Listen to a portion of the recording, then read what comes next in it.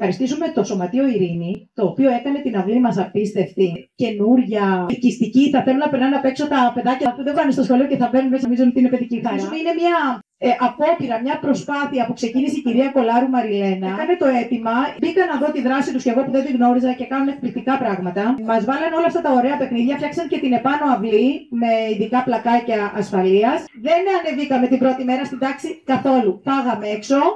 Σας το λέω, ήταν μια ολοήμερη εκδρομή στην αυλή του 26ου Νηπιαγωγείου Κερατσινίου. Καλησπέρα και από μένα. Είμαι αλήθεια συγκινημένη γιατί με την κυρία Ζωή και την κυρία Μαριλένα, όπως και με τις άλλες συναδέλφους, ξεκινήσαμε τον Σεπτέμβριο σε ένα μικρό θρανιάκι πάνω στην αίθουσα των παιδιών σας να συζητάμε τι παιχνίδια να βάλουμε, πώς θα τα κάνουμε να είναι διαδραστικά, πώς θα τα κάνουμε να ταιριάζουν στον χώρο, να έχουν χώρο να παίξουν.